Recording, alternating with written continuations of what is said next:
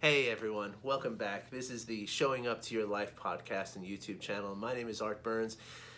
I'm really excited to be here with you today. I'm very happy to be here with you today. It's Monday morning. It's the winter solstice, which is exciting, right? Especially for us in the northern hemisphere. This is super exciting because this is the shortest day of the longest year that any of us have ever known, and so we can all have some solace in that, solace in the solstice.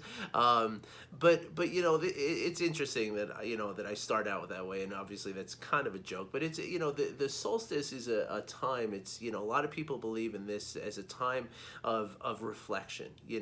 And I think that's no mistake, right? Because even if you're not really into the whole solstice and equinox celebration thing, which I am not either. I just happen to have some friends who are, and so on social media this morning I saw a bunch of things about it. So it's not even if you're not into that, which again I am not really that into it either. This time of year is naturally a time where we are going to tend to reflect back on things. This is the end of something, right? This is the end of of the year, right? It's the now again, the way the solstice works, is that we're going to get into the winter months. We're going to kind of go into this period of darkness, right? Where we're going to emerge in a few months with spring, but right now everything, all of nature kind of hunkers down and lays beneath this blanket of snow and just kind of slumbers. So in a way it's this very much this feeling of something ending, just like on our calendars, right? It's the end of the year, and of course when we're in jobs and in school years and all that, it's very, very much a tangible thing, right? Like, this is the end of the year, which again, this year, I don't think anybody is sorry to see this year go by, right? And to be put to to turn the page on this year, right? And so, but again, it's a natural time for us to reflect on things, right?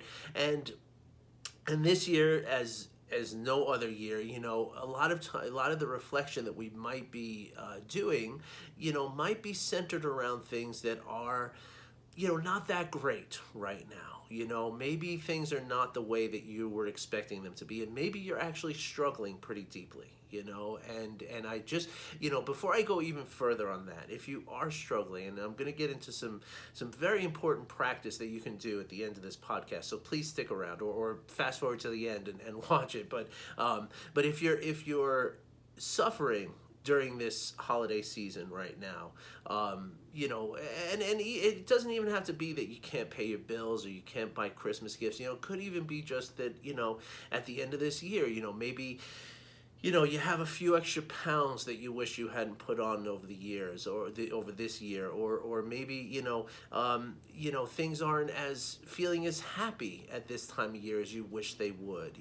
There's even small levels of suffering, but on any level that you might be suffering, I want you to know first and foremost that you are not alone in the suffering. Okay, and I'm going to get to a really important and valuable and really helpful practice at the end of this podcast today that's going to give you a tool that's going to revolve around this concept that you are not alone in your suffering. It's going to really help. Okay, so stick around for that, or again, fast forward to the end if you have to.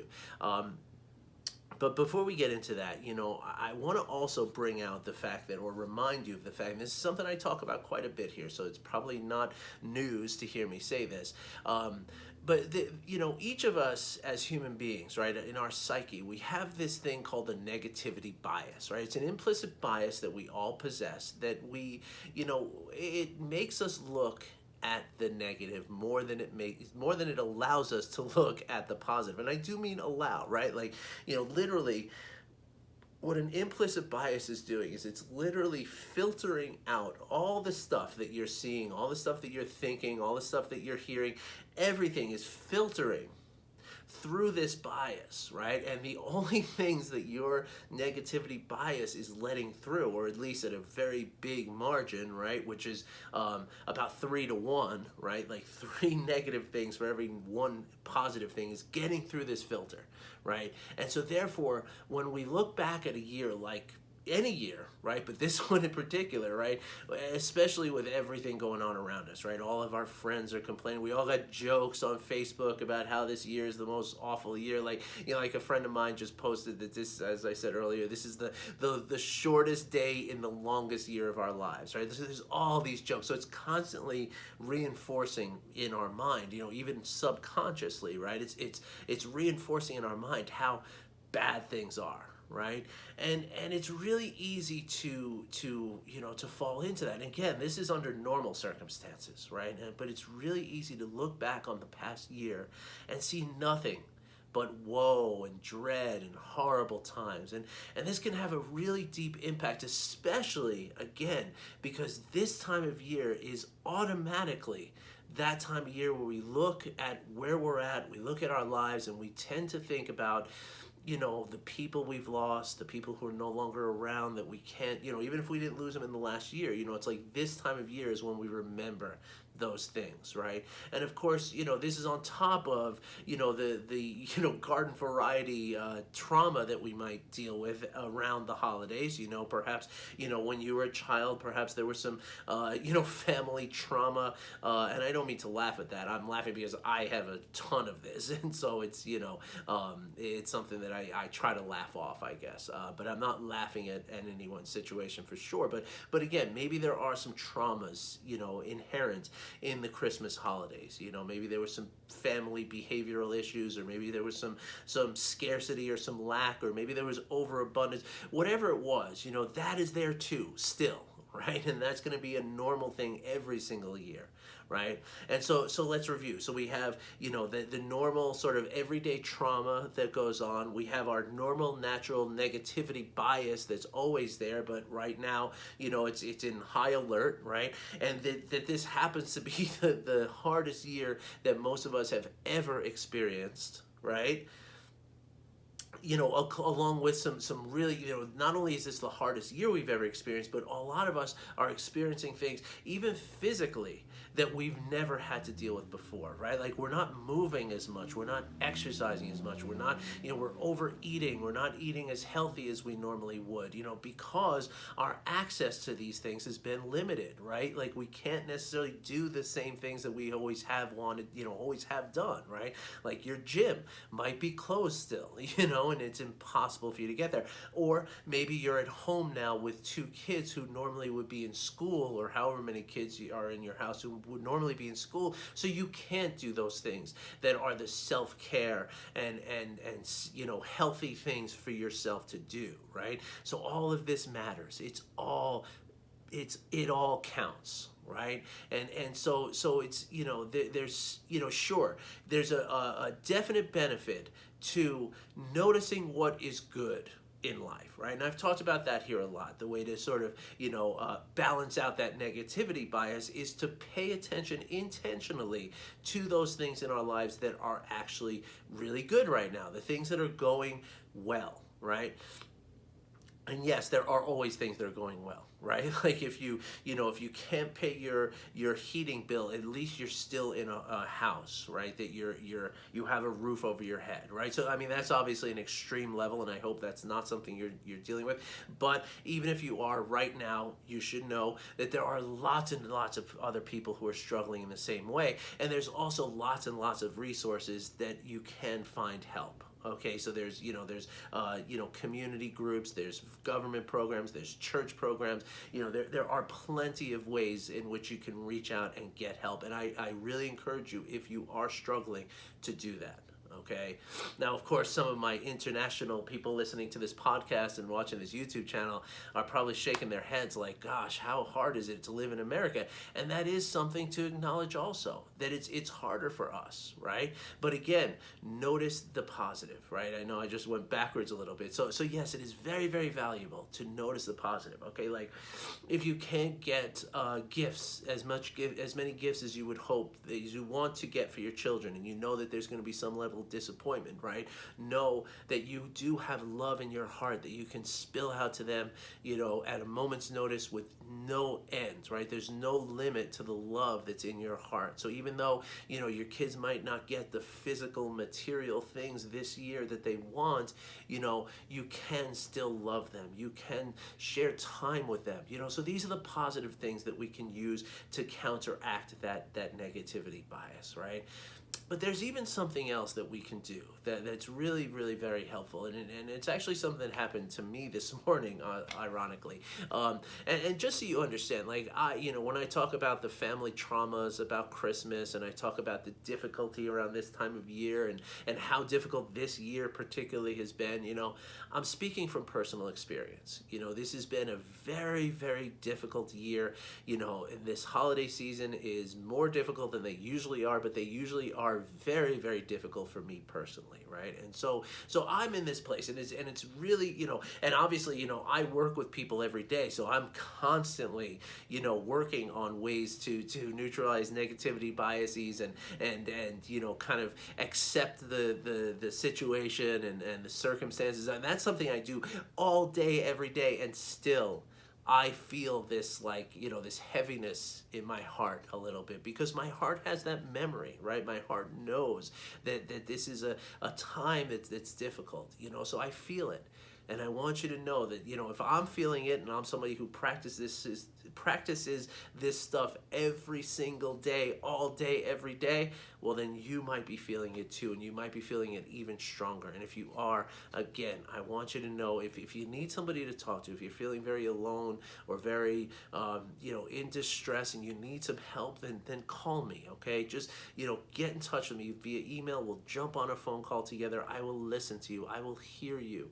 And I will feel you. And if there's something I can do to help you, to help you look up resources, or to help you get through this time, then I'm here for you for that. Okay? So please, if you need that, please do reach out, okay? But if it's not an emergency for you, if you're not in this place where you're, really, in a traumatic emergency kind of situation, it still might be very hard. Again, we all feeling the difficulty this year, right? I don't care who you are, you're feeling some level of difficulty in this year, unlike any other year. Okay, and so one thing that I wanted to convey to you, which is this thing that my friend said on Facebook this morning, and again, she's my dear friend. She's one of these people who is one of these people. She's someone who really does celebrate the solstices and the equinoxes, and she's very into that sort of natural world kind of vibe, and I find that very beautiful. I don't personally celebrate it, I try to be aware of it as much as I can, but I grew up in New York City, so I was very much divorced from nature growing up, so I guess that's just sort of the way I go. But anyway, it's not really about that. It's about this thing that my friend said this morning, right? And she said in her it was a Facebook post, right, where she said that celebrating the solstice today, I have so many amazing plans, or something like that. But then she said that I'm doing a lot of reflection today, and honoring where I am at on my journey, right? And I thought that was a really beautiful kind of concept, right? This honoring of where we're at, even if, and I'll tell you right now, my friend, she has a beautiful family, she has a beautiful husband, and she's beautiful, and everything's beautiful for her, but she has hard times, and I happen to know that, really hard times, that we, again, you never know. Now, I'm going to get into that tomorrow. I'm going to talk about that, how we can really honor the struggles that other people are having this time of year, because we don't necessarily know. But anyway, the point that I'm trying to make is that, while my friend is in, she has had and continues to have all kinds of issues that arise, right? Like many of us, right? But there's something about honoring where I'm at right now, Okay, even though, again, maybe I have a few pounds on my body that I wish weren't there. Maybe I've got, kids at home who normally would be in school and I'd have some free time to do things. Maybe I'm not getting as much sleep as I want. Maybe I'm not eating as healthily as I want. Maybe I'm not exercising the way that I would normally. And all of this is impacting me, right? And of course, this is not, and maybe I don't have as much money to buy gifts for people. Maybe I can't travel home to be with my family because of the pandemic that's raging around the whole earth right now, but still, in light of all of that, or in spite of all of that, right, I can still honor where I am, right? Because what happens when I can honor where I am, and when I can accept these circumstances that are here, and I can accept them for exactly what they are, and then I can honor who I am and where I am, and everything that's brought me to this moment, right? When I can do that, now I can grow through the situation. Now I can learn from my path to this point and learn from this moment itself, right? And then once I can accept and I can start to grow and learn through this experience that I'm having, that I've had over the last year or however long, right? Now I can see it for what it really is. And that's, again, getting back to the negativity bias. That's what the negativity bias makes us do, right? It makes us look at things and see things for how they really are not, right? They make us think that things are literally 3 times worse than they really are, right? And so when we can get into a place of saying, okay, even though I am not who I had planned to be, I'm not where I plan to be, I'm not satisfied with my place, that's okay, right? Like, there's nothing wrong with wanting to be in a more healthy position, wanting to be a more abundant position financially, wanting to have, different family dynamics happening. There's nothing wrong with any of that, right? Of wanting to be better. But when we focus on how bad things are, right, what we're doing is we're seeing them for worse than they really are. But when we can just acknowledge what is happening, now we can see it for what it really is. And once we can do that, now we know what we're working with, right? The other way to just kind of, unintentionally and unconsciously just, oh, it's so hard. What am I going to do? I'm overweight. I haven't exercised. My kids, my food, my parents, I can't do. When we start doing that, right? It's almost like trying to draw a picture with your eyes closed, right? Like you can try that, or if I'm sure you've at some point done this and tried to write a word or two with your eyes closed, right? Like, you feel like while you're writing it, it feels like, okay, yeah, I got this. This is no problem. I can feel where but then you look, it's like, whoa, what the heck is that? Like this is all kind of, not even close to what I thought it was doing with my hand, right? And so acknowledging and paying attention to what is really happening as it is, right? Accepting that this is what is happening. Yes, my kids are not going to get as many Christmas presents this year. Yes, I am not going to be able to see my family this year. Yes, I am scared about getting sick. Yes, financially things are hard. Yes, work is terrible. Yes, all of this. But when I can see it, right? When I can acknowledge that, yes, this is all true. But then I can see, like, it's like writing with my eyes open. Now I can see, okay, but this is true, but this is exactly what's true. And now I know the things that I can do to change. And now I can make plans. Now I can say, okay, if I do this a little bit every day, what will things look like in a few months or whatever, right? And so again, it's only through the acceptance and the honoring of where we are in our journey that we can affect any kind of change, right? Now, here's a really, really powerful and amazing practice for you. Now, I've told you all this before. Maybe you didn't catch that episode before. Maybe you did, and this is just a reminder. Maybe you'll say, oh yeah, I forgot about that. I have to do this practice because it's a practice of self-compassion, okay? And self-compassion is just absolutely unambiguously shown to be very beneficial to our resilience, to our optimism, which those are the first two constituents to well-being, by the way, right? It also helps in our attention, which is the third constituent of well-being. It helps with generosity too, because you're more generous with yourself. So it's all four of them, right? All four of the constituents of well-being are rooted in the practice of self-compassion, but so many other benefits, right? Emotional intelligence, I said resilience already, optimism, I said that already too, lower levels of anxiety, depression, stress, higher levels of happiness, fulfillment,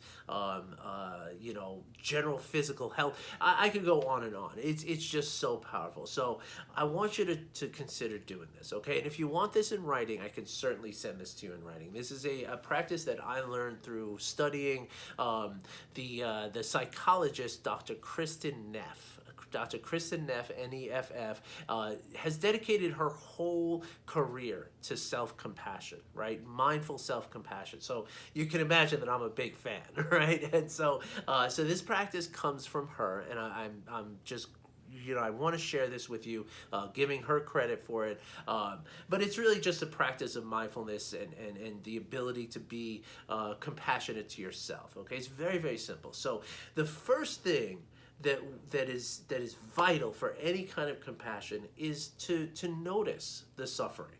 Right? And that goes for compassion for others as well as compassion for ourselves. If we don't notice the suffering of another, then we simply can't feel compassion to them. Right? It's impossible, right? You must be able to see the suffering before you can want to, help with the suffering, right? Makes sense, right? So the first thing, this is a three-step practice, okay? So the first practice is to just acknowledge the fact that this is a time of difficulty.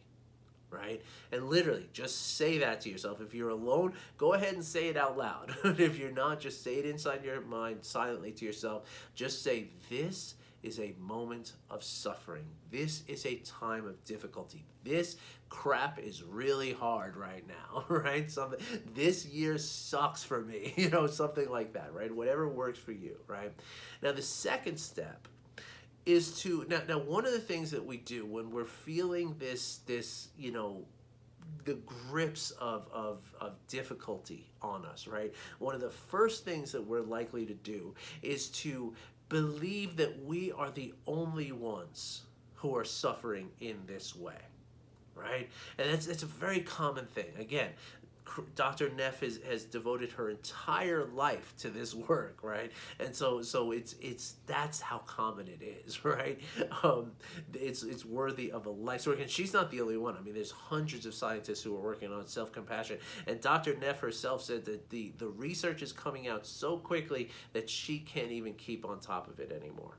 All right, so that's how much information is out there about this. Okay, so you are not alone when you feel that sense of solitude, of this difficulty that I'm going through. Like nobody else could be feeling it the way that I'm feeling it right now. It's not true. Okay, no matter what it is that's going on, whether it's holiday difficulty, you screwed something up at work, you fell down on the ground, whatever it is, right? You are not the only one who has ever experienced that, okay? And it's important, it's really, really helpful to acknowledge that fact that you are not alone. In fact, there is a deep connection through the suffering that you're experiencing to the rest of humanity.